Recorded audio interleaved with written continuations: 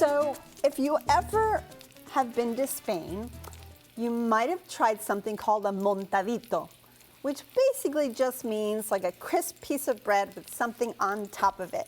It could also be fully sandwiched, you know, 2 pieces of bread, but a montadito usually is something right on top of the bread. So what we've done is taken a large baguette and cut it on a nice like bias slice. Olive oil, salt and pepper, threw it in the oven for a few minutes just until it's nice and golden brown. In this pan, I'm already caramelizing some fennel. Fennel is one of my favorite vegetables. And I just chunked it up, caramelizing it in a little bit of butter and olive oil with salt. That's it. This is some beautiful fresh tuna, sushi grade A tuna. And all I'm gonna do is season that tuna up with a little bit of kosher salt and smoked paprika for a little flavor. Not too much, but a little bit. All right, since this pan is already hot because of the fennel, I'm gonna go ahead and add the tuna to the pan. And I'm only gonna sear it nice and rare. Let's go ahead and season the other side of the tuna.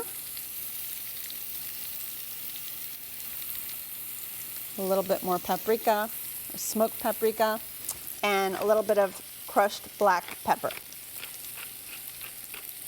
I'm gonna go ahead and scoop the fennel onto this plate because this is going to be one of our toppers. So, like I said, I'm just gonna sear these rare. One side is already nice and seared. Go ahead and flip it over. All right, shut off your heat. Bring your tuna over here. Slice the tuna really nice and thin.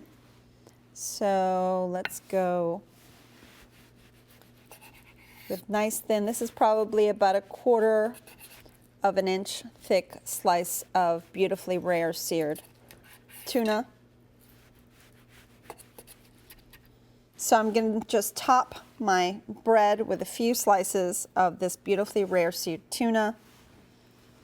And another one, like so. Top it with a little bit of the piquillo pepper. The roast, you could also do roast bell peppers. It's whatever you have around is really what makes a montadito very special. Just like so. And then of course that caramelized fennel that is just so delicious. Right on the top. And finally a little bit of fennel tops for a little bit of green.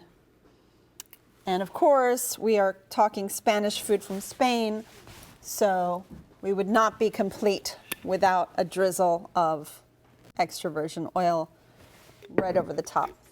And there you have it, my version of tuna montadito.